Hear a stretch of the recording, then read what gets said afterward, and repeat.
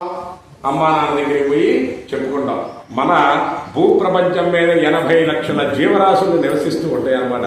ఆ జీవరాశులలోనే మనం కూడా భగవంతుడికి ఆ చీమ ఎలాగో మనిషి కూడా అదే విధంగా ఉంటాం అన్నమాట. కాబట్టి ఈ అందరికి 80 లక్షల జీవరాశులకు ఏదైనా ఆపద కలిగిందనుకోండి, ఎవరితో చెప్పుకుంటారు?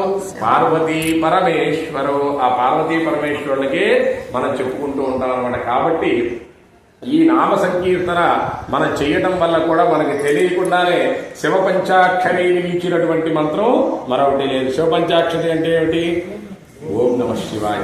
అష్టాక్షరి మంత్రం అంటే ఓం నమో నారాయణ. ఇవి రెండే మనకి మూలాలు. అవి తెలుసుకోవాలి. మనం అందరం కూడా ముందు ఏమి తెలుసుకోవాలంటే పంచాక్షరి మంత్రం, అష్టాక్షరి మంత్రం, ఇవి రెండే మూలాలు. అవి ఎంత జపం చేస్తేనో మనకు అంతటి ఫలితం వస్తుంది అన్నమాట. ఓం నమ శివాయ, ఓం నమ శివాయ అని మనం దేనికి చేస్తామంటే శివపంచాక్షరిని మించిన మంత్రం మరొకటి లేదనమాట. కాబట్టి ఇక్కడ సాష్టాంగ నమస్కారం ఎందుకు చేస్తామంటే ఓరసా శిరసా దృష్ట్యా మనసా వచసా తదా పద్యాం కరాభ్యాం కర్ణాభ్యాం ప్రణమాష్టాంగముచ్యతే. మనకు 8 అష్టాంగము అంటే 8 అంగాలు కూడా భూమికి తాకాలన్నమాట. అందుకే ఆ భూమి పవిత్రమైనటువంటి భూమిలోనే మనం చేస్తూ ఉంటాం. శివాలయాలలో ఎక్కడ చేయాలంటే సాష్టాంగ నమస్కారం అని అన్నారు. అక్కడ ఉన్నటువంటి ప్రాంతాన్ని బట్టి మనం చేసుకుంటూ ఉండాలి. ఒకటి గుర్తుపెట్టుకోండి. కాబట్టి దేనికయ్యా అంటే మనకి గర్భాలయ, మూలాలయ, బాలాలయ, గౌర్యాలయ, శూలాలయాదీనా ఇన్ని ఆలయాలు ప్రాంగణం ఉంటుంది. మన తమిళనాడులో చూస్తేనే అవన్నీ ఆలయాలు తెలుస్తాయి. ఇక్కడేముంది? గర్భాలయం, మూలాలయం, బాలాలయం 3 ఉన్నాయన్నమాట. కాబట్టి ఇక్కడ గర్భాలయాన్ని దాటిన తర్వాత ఇక్కడైనా చేసుకోవచ్చు. మంత్రపఠనం ఇక్కడే చేయాలి. ఇక్కడ చేయాలంటే అక్కడ స్వామి వినపడదు. కాబట్టి ఎక్కడ ఏది సానుకూలంగా ఉందో అక్కడే మనం చేసుకుంటూ ఉండాలి. కాబట్టి ఈ యొక్క దేవాలయాన్ని బట్టి మన ఇక్కడ యొక్క ఆచార వ్యవహారాలు ఒకలా ఉంటాయి, ఇంకో దేవాలయంలో ఆచార వ్యవహారాలు ఒకలా ఉంటాయి.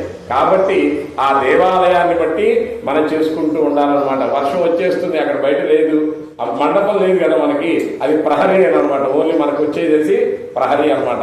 కాబట్టి చేసి నందీశ్వర. మరి తర్వాత వీళ్ళిద్దరి మధ్య కూడా శివనందీశ్వర మధ్యేతు పూర్వజన్మ ఫలం వినక్షది. మీరు శివుడికి నందీశ్వరుడి మధ్యకి ఏది నడిచినా గాని, ఏ పూజ చేసినా గాని, ఏది చేసినా గాని పూర్వజన్మలో ఉన్నటువంటి ఫలితం కూడా పోతుంది అని చెప్పి అజామధ్యే ద్విజామధ్యే దాంపత్యో గురు శిష్యయో శివనందీశ్వర మధ్యేతు పూర్వజన్మ ఫలం వినశ్యతి. అంటే అజుల మధ్య, ద్విజుల మధ్య, గురు శిష్యులు అంటే చదువు చెప్పేటటువంటి గురువుకి శిష్యుడికి మధ్య కూడా ఏ పని చేయకూడదు. ఎందుకంటే గురువుకి కన్న కొడుకులాగా వాళ్ళని చూస్తాడు. ఇప్పుడు మీ అందరికి పాఠం చెప్పారనుకోండి, వాళ్ళందరికీ మీరు పిల్లలతోనే సమానం. అందుకని వాళ్ళిద్దరి మధ్య ఏమైనా తగాద పెడదామన్నా ఆ పాపం మనకి అనమాట. గురు శిష్య శివనందీశ్వర అజ దాంపత్యో దంపతుల మధ్య కూడా నువ్వు తలకాయ పెట్టావనుకోండి, అది కూడా ప్రమాదం అన్నాడు. అందుకని దంపతుల మధ్య ఏ వస్తువు కూడా తీసుకోకూడదు, ఏ వస్తువుని కూడా ఇవ్వకూడదు అనమాట. అందుకని అజామధ్యే ద్విజామధ్యే దాంపత్యో గురు శిష్య శివనందీశ్వర మధ్యేతు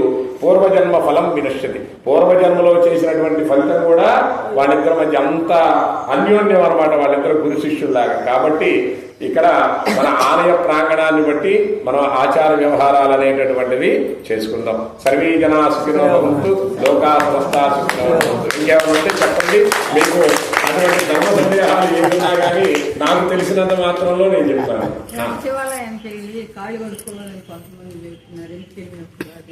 అది ఆచార్య అంటే మనం నవగ్రహాలు ఉంటాయి. నవగ్రహాలకు కూడా ఈ యొక్క ఆలయంలో వాళ్ళ నవగ్రహ దోషాలు, ఈ నవగ్రహాలు మనతో ఇముడుకొని పోయి ఉంటారన్నమాట. అందుకే సూర్యుడు ఆత్మకారకుడు, చంద్రుడు మనకారకుడు, ఇలాగా మనకి ఆ నవగ్రహాలు అనేటటువంటివి ఉంటాయి అన్నమాట. అందుకని ఆ నవగ్రహాల చుట్టూ తిరిగి మరలా కాళ్ళు పడుకొని శివాలయం చుట్టూ తిరిగి అప్పుడు మనం ఇంటికి వెళ్ళేటట్లయితే అటువంటి దోషాలు ఏముండవు అనమాట. సాక్షాత్ ఈశ్వరుడు అభిషేకం చేసుకొని డైరెక్ట్ గా వెళ్ళొచ్చు. అంటే ఆయన శ్మశానవాసి కాబట్టి కొంతమంది ఇలా చెబుతారనమాట. అందుకని ఆయన చెప్పాడు, శుద్ధ స్ఫటిక సంకాసం కించత్ వికసితానో. శుద్ధ స్ఫటిక ఎంత నిగనిగలాడుతుందో పరమేశ్వరుడు కూడా అంత అందంగా ఉంటాడనమాట. వాళ్ళందరికీ తెలియదు ఇవన్నీ పూసుకుంటాడని. అక్కడ శాస్త్రంలో చెప్పిందనమాట. ఎంత అందంగా స్ఫటిక చూస్తే నువ్వు ఎంత అందమైనటువంటి స్ఫటిక ఎలా ఉంటుందో ఈశ్వరుడు యొక్క రూపం కూడా అదే విధంగా ఉంటుందన్నమాట. కాబట్టి వేసేసి అక్కడ ఏదీ లేదనమాట. అందుకే ఇందాకే చెప్పారు కదా, తల్లిదండ్రుల దగ్గరికి వెళ్ళి వచ్చి కాలు కడుక్కుంటావా, కడుక్కోలేదు. అందుకని ఆయన దగ్గరికి వెళ్ళిన తర్వాత ఇంకా ఆయన దగ్గరికి చివరికి పోవటం కూడా ఆయన దగ్గరికి అనమాట. ఎక్కడ మొదలవుతావు? చిన్న ఉదాహరణ చేత బాల్య యవ్వన కౌమార వార్ధక వయో విశేషేషు రహస్య ప్రకాశేచ జ్ఞాన అజ్ఞాన కృత పాపానాం అని మన సంకల్పంలో చెబుతూ ఉన్నాం. మనకు సృష్టికర్త ఎవరు? సృష్టికర్త బ్రహ్మ. స్థితికర్త ఎవరు? విష్ణుమూర్తి. లయకర్త ఎవరు?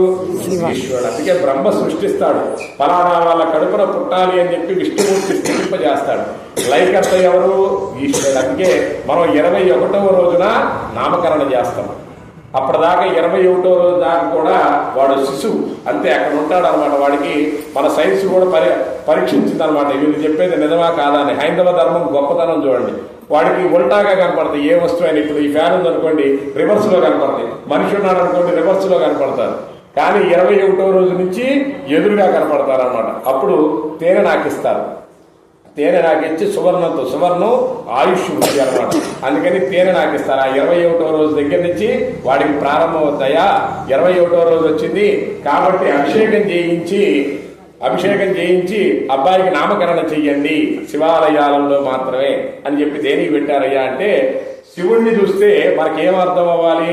ఇందాక పాలు పోసాం నిలబడుతున్నాయా, పెరుగు పోసా నిలబడుతున్నాయా, నీళ్లు పోసా, పంచదార పోసా, తేనె పోసా, అన్ని నిలబడుతున్నాయా? ఒరే, నువ్వు మానవ జీవితంలో అడుగు పెట్టావు. అక్కడ ఏవైతే ఎలాగైతే పోతున్నాయో అలాగనే మాతా నాస్తి, పితా నాస్తి, గృహం నాస్తి, వయో నాస్తి. తల్లి శాశ్వతమా? మనతో పాటు తల్లి శాశ్వతంగా వచ్చిందా? తండ్రి శాశ్వతంగా ఉన్నాడా? కట్టుకున్నటువంటి గృహం శాశ్వతమా? నీకు ఇక్కడ ఏది శాశ్వతం కాదురా. ఇవన్నీ అశాశ్వతమైనటువంటి జీవితంలో నువ్వు అడుగు పెట్టావు. కాబట్టి బాల్య యవ్వన కౌమార వార్ధక, మనిషికి బాల్యము, యవ్వనము, కౌమారము, వార్ధక్యం, రహస్య ప్రకాశించ. వీళ్ళందరికంటే మనం గొప్పగా ఉండాలి అంటే జ్ఞాన అజ్ఞాన కృతమా. మనం తెలిసి గాని తెలియక గాని ఏదో ఒక తప్పులు చేస్తూ ఉన్నాం. అవన్నీ ఏమైతే పాపాలుగా ఉంటాయి అన్నమాట. అవన్నీ కూడా అందుకనే ఇటువంటి దైవ కార్యక్రమాలు చేసినప్పుడు అటువంటి పాపాలు మొత్తం కూడా పోతాయి అన్నమాట. వార్ధక్యం అంటే ముసలితనం వచ్చిన తర్వాత ఎక్కడికి వెళ్తాం? మళ్ళీ ఈశాన సర్వ విద్యానాం ఈశ్వర సర్వభూతానాం. అక్కడ ఎవరు? శ్మశానంలో. ఈశాన్య భాగం అంటే శ్మశానం. శ్మశానంలో ఎవరుంటారు? మళ్ళీ ఈశ్వరుడే ఉంటాడు. ఎక్కడ మొదలు పెట్టావు? నామకరణప్పుడు శివాలయంలో మొదలు పెట్టావు. ఎండింగ్ ఎక్కడ పోయింది? అక్కడికి. అందుకనే ఆయన లైకారకుడు. ఇవన్నీ కూడా ఆటాడించేటటువంటి వాడు ఈశ్వరుడు అనమాట. అక్కడ దాకా వెళ్తాం అనమాట. భార్య ఎక్కడి దాకా వస్తుంది? గడప దాకా వస్తుంది. అమ్మా నువ్వు ఆగిపో అంటారు. మరి దాయాదులు ఎక్కడి దాకా వస్తారు? దింపుడు కాలం దాకా వస్తారు. అయ్యా మీరు కూడా ఆగిపోండి అంటాడు. కొడుకు ఎక్కడి దాకా వస్తాడు? తల కొరి పెట్టడానికి వాడేమన్నా చూసి పెడతాడా? చూడకుండా వెనక తిరిగి పెట్టిపోయి అక్కడ నిలబడు, కపాల మోక్షం అవ్వగానే నేను కేకేసి చెబుతానని చెప్పేసి అంటాడు. అప్పుడు ఆ జీవి అనుకుంటాడు అనమాట, ఓహో నా భార్య, నా పిల్లలు, నా సంతానం ఇవన్నీ అనుకున్నానే, ఇవన్నీ కూడా అశాశ్వతం. మనం చేసుకునేటటువంటి మహత్తరమైనటువంటి భాగ్యం ఏందయ్యా అంటే ఇటువంటి దైవ కార్యక్రమాలు. కాబట్టి మనకి మళ్ళీ కూడా ఇటువంటివన్నీ కూడా అవకాశాలు రావు. ఎందుకంటే ఆయన ఇందాక ఎవరు అన్నారు, శివుడు ఆజ్ఞ లేనిదే ఏమైనా పుట్టదని. కాబట్టి ఆయన అనుగ్రహం ఉంది కాబట్టి మనకు ఆయన యోగాన్ని ఇచ్చాడు.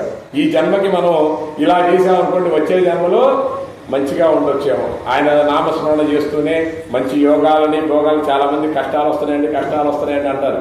కష్టాలు ఇస్తున్నాడంటే రేపు సుఖాలు ఇస్తాడు, అదే గుర్తనమాట. కాబట్టి ప్రతి ఒక్కటి కూడా శివుణ్ణి నుంచి ఉద్భవించింది. విష్ణుమూర్తి అంటే శివకేశవుడికి ఎప్పుడూ భేదం లేదు. అదొక్కటి వాడికి మీరు గుర్తుపెట్టుకోవాలి. శివాయ విష్ణు రూపాయ శివరూపాయ విష్ణవే శివశ్చ హృదయగం విష్ణు విష్ణుశ్చ హృదయగం శివ. ఎప్పుడూ శివుడు అష్టాక్షరీ మంత్రాన్ని జపం చేస్తూ ఉంటాడు. అందుకే కార్తీక మాసంలో మీరు కార్తీక పురాణం అన్నట్లయితే విష్ణు సాహిత్యం పొందుతారు, విష్ణు లోకానికి పోతారు. ఇవన్నీ విష్ణుమూర్తి గురించే చెప్పుకుంటారు, శివుడి గురించి చెప్పరు. దేనికి మరి శివాలయంలోకి వచ్చారు అంటే ఈయన ఎప్పుడూ కూడా విష్ణుమూర్తి ఈయన చేస్తూ ఉంటారు కాబట్టి ఈయన దగ్గరికి వచ్చి చేస్తూ ఉంటారు అనమాట. కాబట్టి వాళ్ళిద్దరికి ఎప్పుడు విష్ణుమూర్తి పంచాక్షరి మంత్రాన్ని జపం చేస్తూ ఉంటారు అనమాట. కాబట్టి వాళ్ళిద్దరికీ ఎప్పుడటువంటి భేదాలు లేవు. ఈ మధ్యలో మనం సృష్టించుకున్నటువంటి భేదాలే. వాళ్ళు వైష్ణవులని, వీళ్ళు శివార్చకులని, వీళ్ళు ఇంకోటని ఈ భేదాలు వచ్చినాయి తప్ప మనందరం కూడా హైందవ ధర్మంలోనే ఉంటున్నాం. కాబట్టి మన హైందవ ధర్మం చాలా మంది పరమతారోడ్లు లాగుతూ ఉంటారు. వాళ్ళ మతంలో ఏముందని చెప్పి మనం పోతున్నామో తెలియదు. ఎందుకంటే మన మతంలో పురాణాలు మనకు తెలియదు. తాళి బొట్టు ఎందుకు వేసుకుంటాం, మెట్టెలు ఎందుకు పెట్టుకుంటాం, ఇవన్నీ కూడా వాస్తవాన్ని చాలా మంది తెలియదు. కాబట్టి ఇవన్నీ తెలియదు కాబట్టి ముందు మన గ్రంథాలు చదవాలి.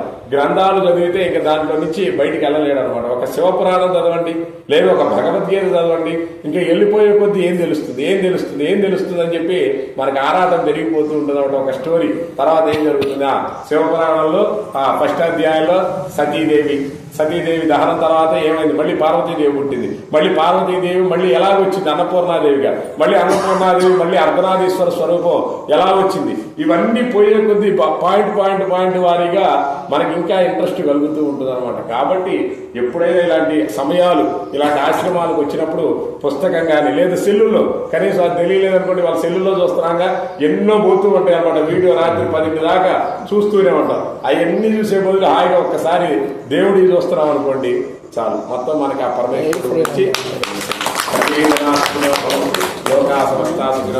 ఏమనుకోవద్దు, మీ టైం మొత్తం నేను కేటాయిస్తే